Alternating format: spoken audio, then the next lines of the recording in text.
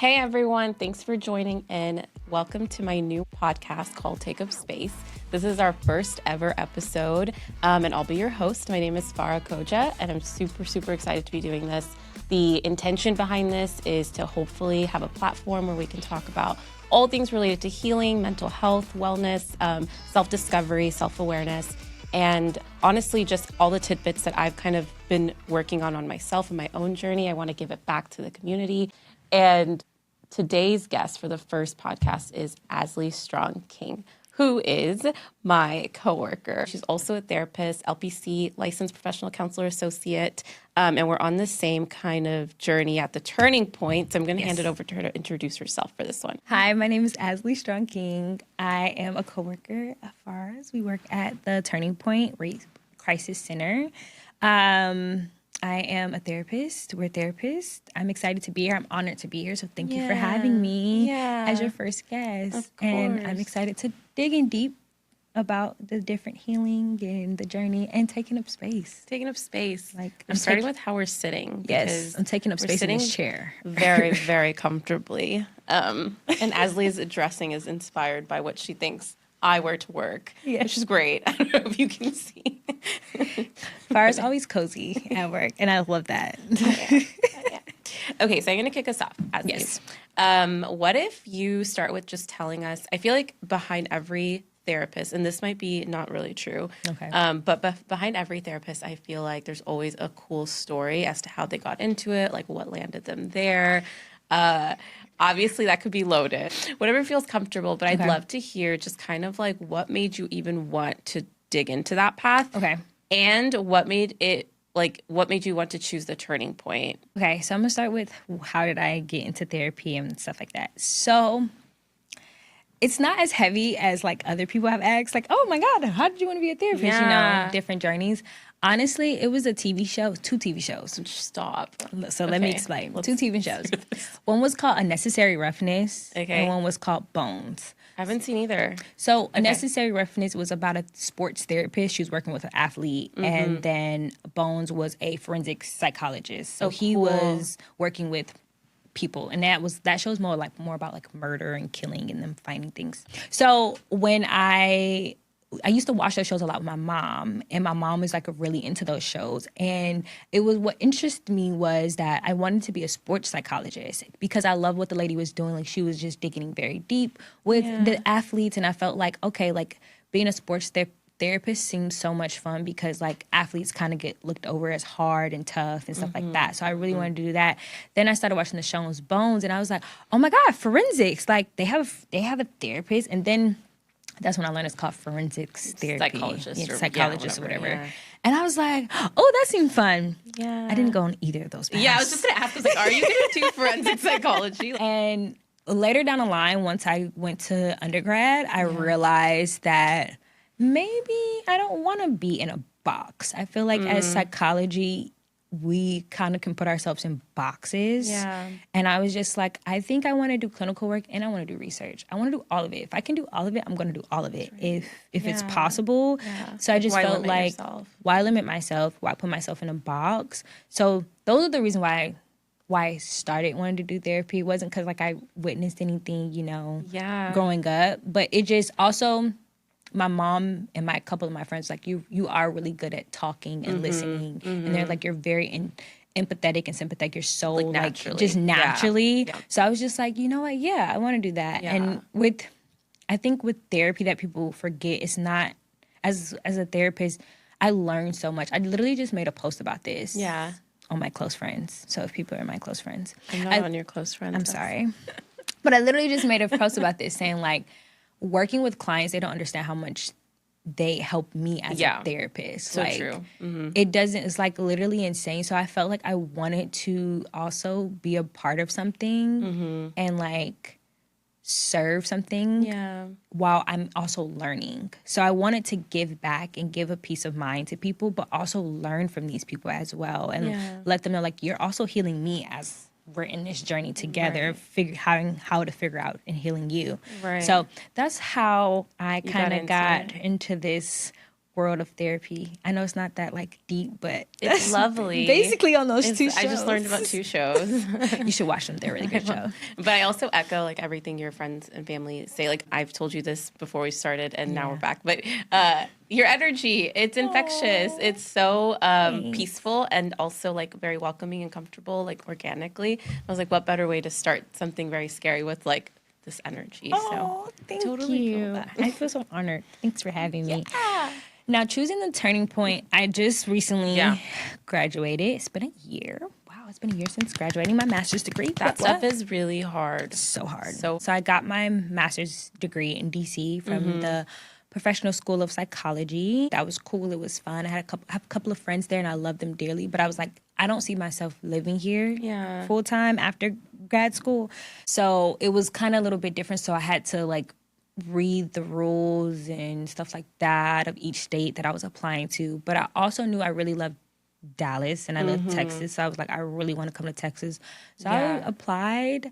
I also knew I wanted to do one more of an impact. I want to focus on one area of therapy. Gotcha. In my internship and practicum, when I was in school, I did like private practice and we kind of did like all range of therapy, which was fun because I had so much exposure. More, to kids, to adults, so many different like phases of therapy. And I was like, wow, this is so much fun. But I knew that eventually my life goal is to have my own private practice, focusing on trauma within kids and adolescents. Like specifically kids and adolescents. Yeah, specifically kids and adolescents. But I was like, I have to, face the fear of just mainly focus on trauma work.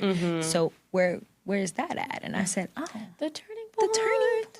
The mission statement, the vision. I was like, I want to do something that's super impactful. I want to change lives. I want to be able to help serve. And I'm telling you, this job has gave me so much more fulfillment and plus some because of this. I've learned so much about myself, so much about what type of therapist I want to be. And it has helped me grow so just so much. Like it's literally insane. That's awesome. So yeah. And I think the Turning Point is so lucky to have you. I'm speaking on behalf of the whole organization. The whole organization. I mean, thanks. No, I love the Turning Point. And trauma every day isn't easy. But I will say that my clients has taught me how resilient people truly are and how they push through every day. And even my one day of just being, it's like, but they get up here every day. And they show up. And they still have pushed through. Like when my clients get through those I don't even want to call them anniversaries, get through those marks of rebirth in their life. It's like you push through a whole nother time. Like that's just so inspiring to a whole nother level. And I remind my clients that every day. Like, y'all don't understand. Like this year, I was like, y'all don't understand. Like it's crazy. Y'all have helped me. So shout out to all my clients. You guys are amazing. How did you start this therapy journey? Where did it come from? And how did you find Turning Point? Okay. Interesting. It is a loaded question if you want it to be. So I actually interned at the Turning Point. I'm going to start backwards. I interned at the Turning Point as a student last year. So that was my internship site, which, for the master's you have to do an insane amount of so many hours. 600 hours. You guys were 600? Yeah. Was it not for you? No. Okay. It was 750. Oh, what? That's more. We had to do 750 to walk across that stage. Okay. And I walked across stage with 1,000 hours. Oh, wow, boss. I was not playing. You were not playing. You're like, I'm going to get this degree. So for me, the 600 was a struggle. I was doing my tech job at the time. So I've been in the tech space for 10 years as a product owner, which is wildly different, I know. Yeah. And then the only way to afford the master's was to do work at the same time. So I was working that job and then I was seeing clients at the Turning Point and it was all trauma focused, which I know that there are some programs out there that are really good about preparing you for that space, but I didn't feel quite ready in that space. It was pretty intense when I got to the Turning Point as a student. As a student, you're kind of how do I contribute and how do I help? I don't have all knowledge necessary. So it was like a huge learning curve. But shout out to Chris. Shout out to Chris. There's a lot of shout outs. She's amazing. She's amazing. And she was like so supportive and such a great supervisor. And I think I got like all the support I needed in that moment to be able to do all of that. But that's how I learned about the Turning Point. Wow. And I was a student there for whatever, the whole year.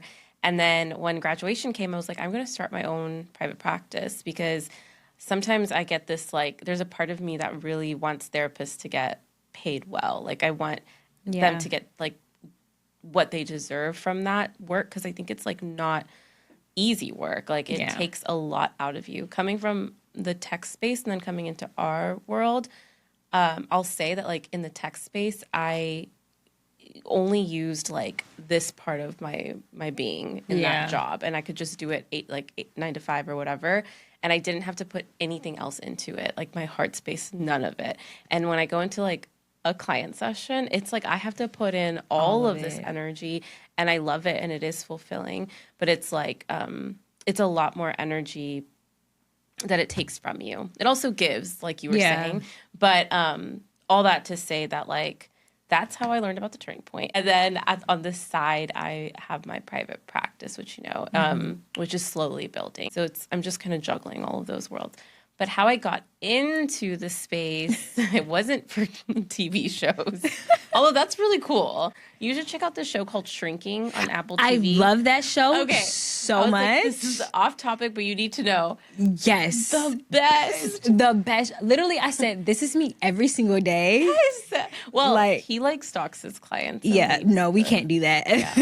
But I will say, like, I felt like that show was so realistic, so to real. Like, people don't think like, and I think that's the one thing that I do want to say before you move on, is like, people think as therapists we're supposed to have it all together. We do not. We're human just like everyone else, and I feel my emotions probably even 20 times heavier, because I know it is important to sit a little bit. It is a little bit important to go through those motions. And I feel like on a spectrum, when you look at therapists, you either have the ones that's like super intuitive of their emotions and they allow themselves. Then you have the ones that's very like closed off. And that's more of the, no offense, the older generation of therapists. But I feel like that show just shows like how much we are as you're therapists. talking about the difference between the two main therapists. The two main therapists, like you have Jimmy. And what was the... I don't know. I just know Jimmy because he be Jimmying. He be Jimmying. Jimmying is a saying. Okay. I can't remember, but you're so right. Like, that show does a really good job of showing, like, a human being as a therapist. But also, like, the amount of ethical rules that he breaks, like, within one episode is hilarious. I love it. We cannot do that in real life. We cannot do any of those things in real life. But I was like, let me recommend that to you, because if all those other shows made you inspired, maybe Shrinking would too. Yeah, because they do a good job of just mental health awareness in the whole show too, right? Like, all supporting casts have their own things going on that deal with like all things mental health. Yeah.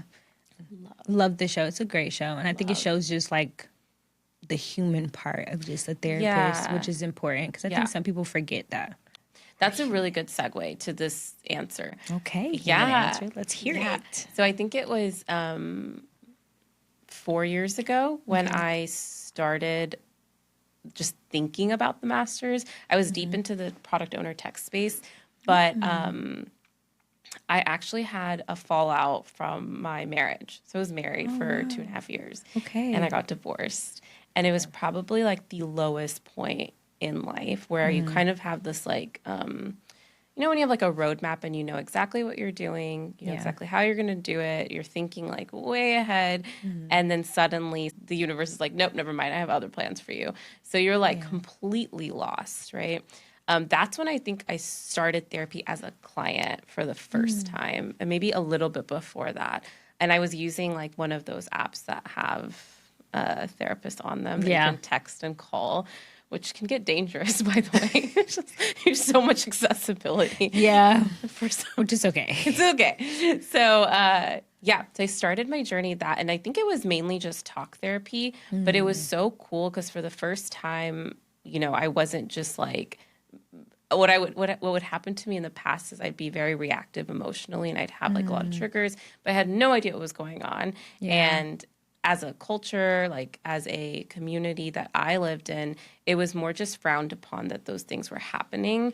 It was never like, okay, let me go get you help and let's like take this seriously, like you would if you were, sick or injured medically. So everything was kind of brushed under the rug around like whatever I was experiencing. Honestly, I didn't have the like language for it either. I was just like, I'm sad all the time. Right. Like, I don't know why, I'm just sad. Sad. Don't ask me to do anything. But the therapist was great. She did like CBT, I think, at the time, and that was all I knew. But just talking to someone and like offloading whatever I was experiencing was so great. And when she was doing that for me, I also was not very fulfilled with the tech job. And so I was just listening to her and I was like, hey, I could talk to people too. Yeah. Like I could help people like this. This seems like something I could do and I would like. And it was like such an innocent, like, oh, like, let me try this, I didn't at the time know everything you were talking about around like what it takes to, like how much you learn from it. Like as you're even, I don't know about you, but like for the master's program, as I was going through it, I think I had to learn so much about myself because the amount of just like papers and work that are reflection based, whether you're learning like childhood development or all of these things. And so I'm like writing these autobiographies about myself and I'm like, holy shit, like all of this stuff has happened to me. No, seriously. And I like to work through that through the process. I didn't know that this one little decision would be like, this also opened this whole door of just healing and growing, which is great. Yeah. And then the trauma part was like a last minute decision. Like, I mean, I just thought being a therapist was cool enough. Last minute decision. Like, I was like, being a therapist is super cool. Super. Like, that was cool enough. And then the trauma thing came out of nowhere, left field. And then, but again, it forces you to like go inwards and do all this work for yourself. So I'm so glad that all of it led back to the turning point because having that exposure to like these high intensity cases and having to learn about trauma really made me dig deeper. So then I became a client after the program, through the program of like the things that we do, which we'll get into later on the podcast, but EMDR or like, any trauma related work like parts work and things like that. I found therapists that do that work so I could be a client and work on all the shit that came up for me. Yeah. So that was a gift from the whole universe and the way all of it worked out. It was a random. Yeah, I like how it just all went full circle. I think that's life can throw you so many curveballs and you sit back and be like, wow, like you wouldn't be an amazing therapist if you would not have went through any of those things. And that's the part of life where you just be like, you don't gotta throw me curveballs for me to know this, but we do have to go through. But apparently, because it does feel like all of those curveballs were like designed perfectly for me to be like, okay, I'm here now, and I feel like I am actually working on the things that I was destined to work on, like taking up space. Like that is a big lesson. 2024, biggest lesson ever. Like doing this was a challenge too. So you're doing amazing. All the full circles. All the full circles. We love a good full circle. Yes. And I wanted to make one point as we were on that for this particular intro is when we talk about the therapy work, I think another misconception is that healing is very like, you're going to do this little step, and then you're going to do this step, and then you're done. And you're great, and you got an A, and you pass. I have clients that are like, I'm acing therapy right now. And I'm like, what? Wow. Are we getting grades? We're getting grades in this? I didn't know. What? Like, I had no idea. But that's funny.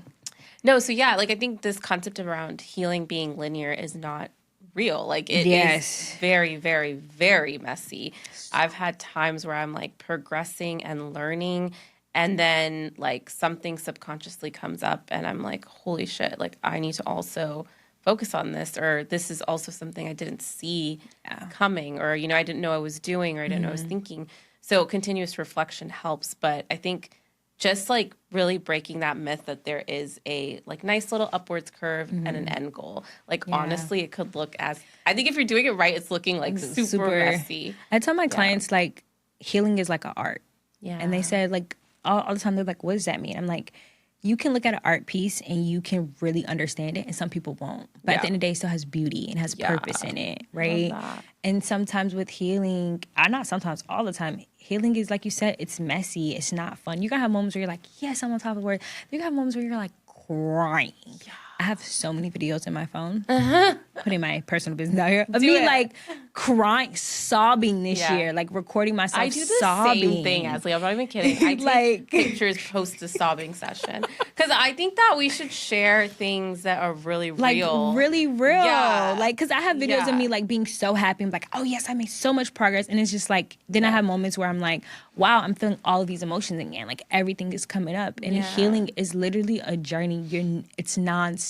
We're going to have these moments where we're going to feel like we're on top of the mountaintop. Yeah. And that's okay. Embrace that. I tell my clients, embrace it, enjoy it. Yeah. But also know that when we do get to the lows of the valley, it does not defeat what you just experienced. You know, it's just a part of the path, and that's okay. And there may be some more things we need to confront and understand a little bit more, but it doesn't take away from what you already worked on and healed on. Yeah. You know what I mean? And I think to add to that, like with trauma, what we forget is like we're not just talking like about change. Like it's like in order to really change self, like deep core limiting beliefs or like patterns that are like cyclical in nature because they're built off of whatever since you've been very young or in your family structure, like these things to break these patterns is literally like trying to change your brain and trying to change the chemistry of your brain, neural pathways, all the things, which isn't something that happens overnight. It doesn't. And it doesn't happen like in a clean, nice, like straightforward fashion. Nope. So I think one of the things that's helped the most is having a lot of compassion. Yes. Lots of compassion, lots of grace for the entire process because that's all it requires. And then it keeps going. Yeah. And I would also say letting go of control. Yeah. Right. And I think that's important too, because I think when anyone looks at their healing journey, I think they're also comparing to other people's healing journeys, that's so true. Which is like their healing journey is theirs, and letting control of that because whatever you are going to gain from this journey of healing, because we're healing nonstop every day, right? Yeah. That's on your timeline of what that's supposed to look which like. Which different from my timeline or the other. Right. Or the other, And just understanding like that is, I feel like to me, that was the biggest thing that I had to learn for 2024, letting go of control and just allowing however it heals to heal in its whatever way. And I think that's one thing I've realized also too, working with trauma, like you have some people that just want to hold on to a certain frame, and it's just like for you to really grow out of this frame, you have to let go. You have to let the frame shatter. You have to let the glass shatter for it to grow and go into something beautiful. But like you were saying, like when we're talking about adults, right? It's like one, you have all of this, you most likely have childhood trauma, then you have generational trauma, and then whatever trauma life threw your way as an adult. So we're combating all of that, right? Very, very hard. Which is very hard. So give yourself grace on that. That's what I tell my clients all the time. And that's the other reason why I want to work with kids, because in a way I can help break certain patterns earlier for sure. in kids. Yeah. You know, help them see like what they may not fully grasp it, but to a certain extent they can grasp. Right, because their brain understand. Is still developing to like 25, right? So that's sweet spot. Like I think I have some clients that are 15, 16, and those clients, like, they do pick up really fast. And they just, because I think they're children, they have a lot of their child parts, I guess, still there. So there's a lot more, like, trust in the world and, like, ability to let go, even though they've been through all these things. Or they really have access to their creative parts. So, like, art does help, or just whatever their, like, form of self-expression. But they're able to learn so much faster than the adults because of what you're saying. Yeah, and I think adults, you know, allowing them to figure out how to let go. But yeah, I definitely think people have to stop saying like healing is a one way. It's like or that it's a destination. It's a destination. It's not a destination. So. It's literally a journey of your life. For sure. You don't stop healing till you're out of this world. Okay, question then for you on that note. What's the most, because the second thing I wanted to talk about was like making sure that we feel all of our emotions. Yes. And when, like, in the community that I've grown up in, and probably still, honestly, there's a lot of places where like there are certain emotions that are quote unquote like classified negative. Like if that's like being sad or feeling depressed, even maybe like passive suicide ideation or general anxiety, anything, right? Like their shame, disgust, like there's emotions literally that are classified as like the bad ones or like the negative ones. Yeah. So when they come up, we tend to kind of just try to distract ourselves or to pretend like they don't exist.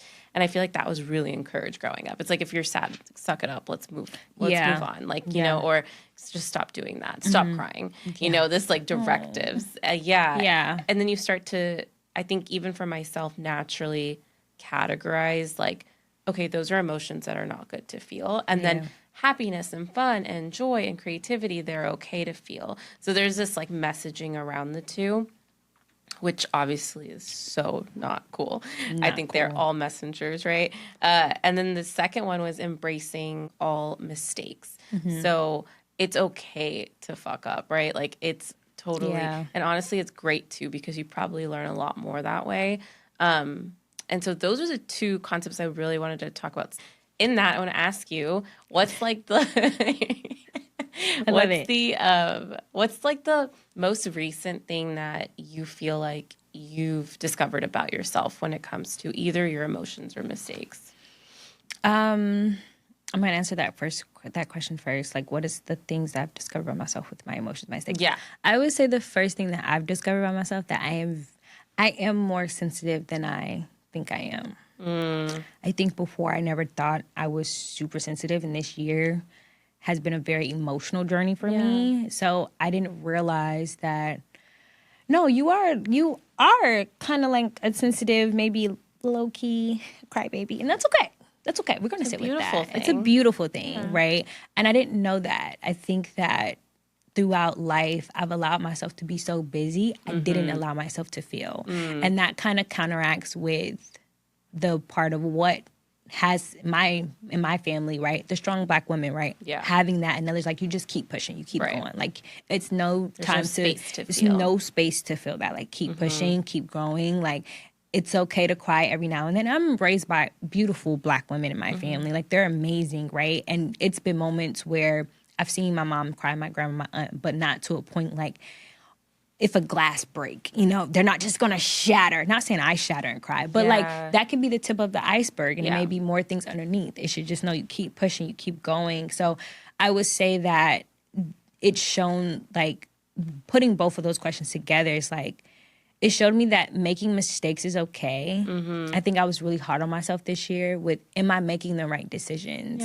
Right? And it's not even saying the right decisions of like career or life. That I feel like I got under control in some shape of way. But honestly, when it came to my love life, like, am I picking the right people? Right? Because why do I keep getting the short end of the stick every single time? Keeps happening. Like, right? Like, is it me? Is it something I'm doing? Is it something I'm not showing up for? Right? So it allowed me to feel all of those emotions, but I realized all of those emotions and feelings that I was feeling was because I didn't get to feel those when I was younger. Like they were all like jam-packed waiting for you just to like, over here, like, boom, we're going to punch you in the throat real quick, Ready or not, Asli. Ready or not. And I was just like, ew, I don't like this. But I remember my mom, she says this beautiful saying all the time, and sometimes I tell my clients this, like, we're all on this earth one time. Yeah. So that means with that, you can figure out if you want to do it the way you want to do it, because you only have one time. So feel them, sit with them, understand those emotions. And I think for me, that allowed me to like really like, okay, I am sensitive, and that's okay. And that's okay. And I love that about me. And it's going to be moments where I may be very impulsive, and I have to check myself on that and say, hey, like, this may not be the most structured thing to do in this impulsiveness moment, but journal, call a friend, try to do something else to get your mind not off of it, sit in it a little bit. Because I personally like to sit in my emotions a little bit. So I understand, my nervous systems understand, my body understands what that emotion is. Because when it comes again, I don't want to be afraid of it. And I don't want to tell it to go away. I want it to be able to sit there. So one day when I have kids and they be like, Mom, this is how I'm feeling, or my husband, like, this is how I'm feeling, like, I can tell them, okay, I know what that feeling feels like. I literally know what that feels like. Mm-hmm. Some people, when you have conversations with them, be like, when you ask somebody, have they ever been like suicide? And some people gonna be like, oh, I know what that feels like. Do you? Do you know what those emotions feel like, sitting in those emotions feel like? Like, not saying you have to sit in that, but I can relate to people that sit in that and understand that and stuff like that, or seeing people in those frames. So it's just that, like, I think this year overall taught me, like, I am sensitive. That's okay. And that's okay. Yeah. And the decisions of how life goes, it goes those ways. And that's okay. It has nothing to do with me or anything. I hope that answers your question. It does. Because I said a lot. I think you answered it, though. Okay. Also, like, it sounds like you've explored, like, a new part of you this year, and you're accepting of it. Even though maybe before the crybaby thing was maybe more like a negative connotation label, but you're like, it's okay. It's okay. It's okay that I feel that way. And I love what you said last about, like, just being able to give back to whether it's family or kids in the future or clients, where you can empathize in a different way when you've embraced all parts of you. I feel like that honestly makes like a great therapist, but also a great human being who isn't like denying or repressing certain emotions or parts of themselves, and has like went through the trenches and went through the dark shadows and been okay with them. Like you mentioned suicide, and I think that that one's a big one. Like, I think we don't talk about it enough. So many clients, and it's very normal. When I say normalized, what I mean is just like passive suicide ideation is common. It's common. It is. And it's like, if I don't get the space to talk about it, it can only make it worse because I'm going to further isolate, or I'm going to further try to, numb myself out, or whatever that coping mechanism, which isn't, all journaling and walking just yet, but whatever it is. And I think that's a big one where, you being able to just talk to a person, whether it's a therapist or a friend, and normalize the feelings of passive suicide ideation, or just hopelessness, or just feeling sad, the desire to, like, just an apathy for life in general, is so helpful. Because, and if you can validate that person in that moment, you truly can make such a big difference in their feelings. No, I do. And I think that, like, for me, my grandmother has helped. She's never been a filler. And when I went home this Christmas, she was like, you've helped me feel this year. Oh, she's like, you help me feel and just sit in my emotions and be sad, and not in a bad way, but she said in a way that I could understand them. And because I was like, we can just sit, like, it's okay to sit and cry. We don't have to do anything. Like, it's okay. And I think society sometimes, and all cultures, right? But the African American culture, right? They teach you, boys and girls, because they mostly put it on boys, but boys and girls. Boys get it rough. Boys get it rough. I'm not taking that from you guys. Yeah. Boys get it definitely rough. But I think in our culture in general, just as African Americans, like, they tell us, like, keep going. Like, you have no room to feel. You have no room, like, keep pushing, keep going. Yeah. And I get that. I get where that mentality is coming from. I get where all of that is coming from, because if you look at the history of life, right, and our culture is very similar, like, in that, I think when you go through the journey, you realize at some point your parents are parents, and you understand, like, just kind of where their mentality was when they were in that space. And it probably was a lot more survival based than we are now. So there's that, whole active part. That's a whole separate conversation and journey. But, like, just understanding, like, it's okay to let your emotions be. And I think I used to be afraid of emotions. And I think sometimes society tells us to be afraid of them. And then I don't want people to be afraid of them. It's okay to be sad. Understand that. I don't want you to look at it as a negative thing. You're human. You're going to feel sad. You're going to feel disappointed. You're going to feel angry. But I realized, too, the more you run away from those emotions, the intense and the more stronger they become over time. Because you're not allowing your physical body, even your emotional health, kind of like release and heal. To release and heal. Yeah, the emotion that, honestly, like, this concept of, like, some emotions are safe. Like, you're saying that you were afraid to feel some. I think there were some where I had mixed messaging around. Like, anger, for example. I think collectively, maybe in my culture, for women, anger is just not, like, as accepted to portray. I guess like it's a little bit aggressive. It's a little bit too much. Like you're saying too much. You're taking up too much space. Like you're saying too much. But that one, so it always has a little bit. I learned this year that for me, one, it's so important to feel. Like anger tells you so much, right? Like you get a lot of messages around boundaries or violations of any kind, whether it's you doing it to you, whether it's someone else doing that to you, whether it's any of those things, when to walk away, what is safe, what isn't, like legitimately safe for you. But yeah, for me, this year I learned that it had this like shame emotion tied to the anger emotion. So anytime that I got a little bit angry, some part of me was like, you shouldn't be feeling that way, or like you shouldn't even be expressing that. Also, like we don't know how to do that, so let's like shut that emotion down. And since shame would just come up. And so I thought that was really interesting because all of that would have only came into my awareness through like a constant reflection of what I'm feeling and, what I'm thinking. So you mentioned journaling, which I also am like a serial journaler, if that's like a term. Every single day I love to journal, and it helps so much because these are where all these like insights mostly come from, some from therapy. But that emotion, shame, I think it was one that I categorized as like negative. I was like, who wants to feel shame? Like shame just sounds like really shitty feeling. Like shame to me, and if I were to put it into words, it's like a visceral like body like feeling that feels like you're small, you're not worthy, you're not good enough, you're not okay. And I always thought like those are really shitty feelings. Yeah. So I went on this like journey to learn more about shame. Like I kid you not. I was like, what is this? Whoa. Yeah. I love that. And I learned from like different books and different, Peter Levine has good work on it, but there is a such thing as healthy shame, which is the purpose of that emotion.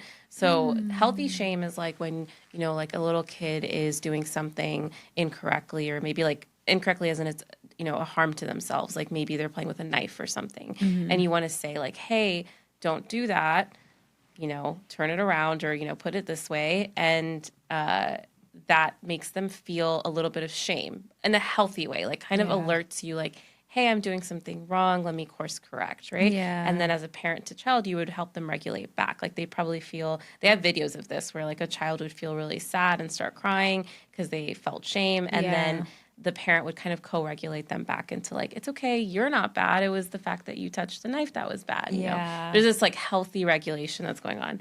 And what these books talked about was the difference between healthy shame and then shame becoming toxic, to where you've defined, instead of these actions being bad, you've internalized messages that you're bad, or you're not a good person, or you're not worthy. And this is like obviously the root of a lot of whether it's like attachment issues or addiction issues or childhood trauma, whether it's indirectly said to you or directly said to you, any abuse, like any times that toxic shame could develop.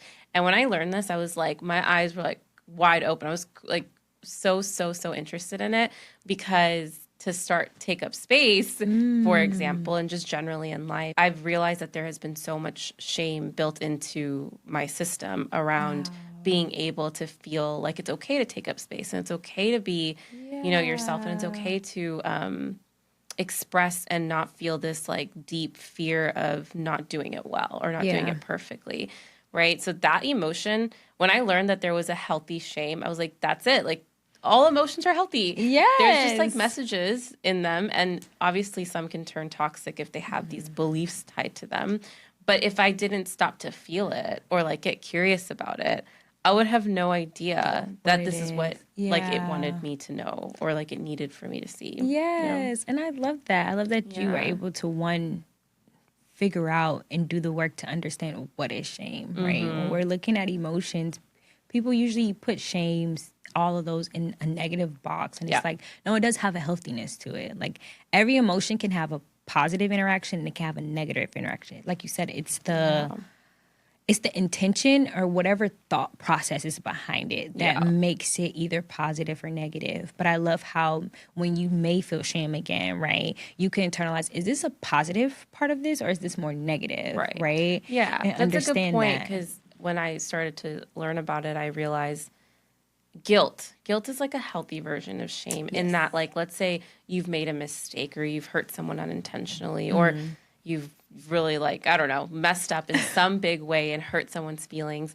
there's like that healthy shame or guilt that tells you like, hey, you can apologize and kind of course correct and everything's fine, you know, and you want to learn and do better and show up differently next time. That is a great thing to be able to notice and be like, okay, cool. Like this is healthy shame that's actually very, very useful for me and it's helping me move forward. And then sometimes it's like realizing, okay, well now this is spiraling into something toxic and now I'm defining myself by this one action. Yeah. Okay, what are my resources and tools for dealing with toxic shame? Which honestly has been all these books that I'm talking about, but also, well, it's called Healing the Shame That Binds You. Drop the books in the link. Dropping the books in the bio or the links. Peter Levine, all of his work, and journaling. Journaling also, and then movement. Movement because, you know, emotions are stored in our body when they've kind of collected themselves there.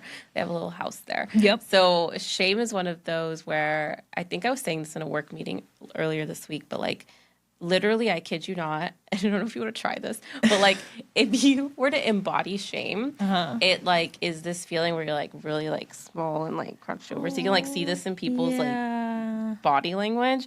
And then one of the like works or techniques you could do to start to feel different or kind of like give your body a new experience is like slowly move from this to like a bit more open and then open to where your shoulders are like broad and you're up proper and you're tall and like you're communicating to your body that like a sense of integrity and a sense of dignity and a sense of worth. And it's like a whole new experience. I love that. Yeah. And it actually feels that way. For some people, it might be too much to just go straight into this and then come here. You might have to like titrate, pendulate, whatever, a little bit.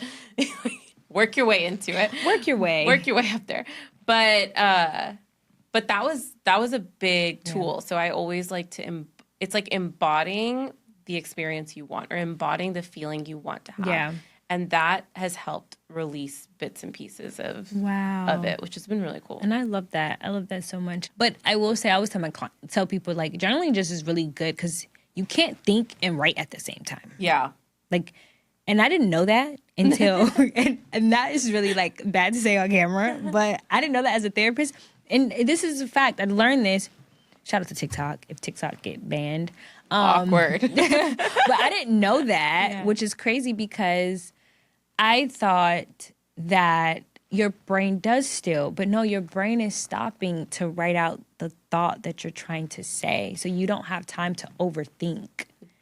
Right. Unless you like take random long pauses. Right. But you don't have time to overly process. Right. You can just like dump. You just dump and you're keeping going. Your brain is just trying to stay focused on you dumping and keeping it going. And I was like, wow. And that's why I love journaling. Okay. And I didn't realize this, but we took up so much time. So I got to help kind of like bring it in. Okay. So since you're an awesome therapist, because I know because I work with you. You're amazing. What are some tools outside of journaling, because we've talked about that a lot, that you think would be helpful to give to people who are kind of on their journey doing the work, whether that's like therapy for the first time, maybe they're deeply in it, maybe they're not doing therapy at all, but like just kind of in this human experience. Yeah. I would say therapy is awesome. You should go see. I second that. You know, go private practice link in the bio. Go to Farha. Private practice link in the bio. Come to me. Yeah. I think movement is really good just because it allows your body to stretch out. And that could just be a walk.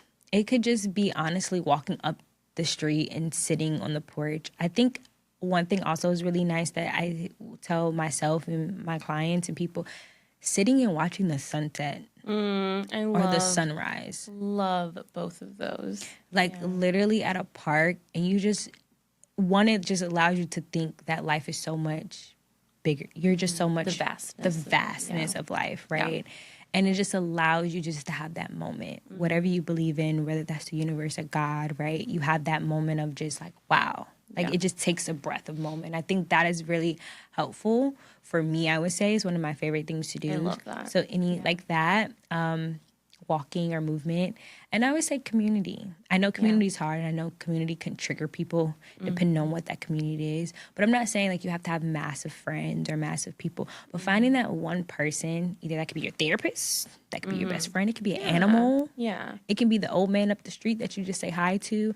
Finding someone that you can just share a radiant energy with. And that's what I mean by community. Like someone giving you that energy, or you giving yourself that energy. Maybe seeing that person, or seeing that dog you see all the time, or like I don't know, like some type, they give you some type of like, oh yeah, like this is lovely. Like this was one of my things, right? I feel like life goes by so fast, where as humans we forget what's that main one thing you want to just fulfill your day, right? Because life goes so fast. Mine's is getting in the bed and going to sleep at night, because I love that for myself. But like, what's that one thing you're looking forward to for the day? And I always say, like, what's that one thing that can just put a smile on your face? So I would say those things. I know they're not like typical, like, you know, some people probably like deep breathing, but I wanted like also deep breathing. Also deep breathing. Okay. No, but box method.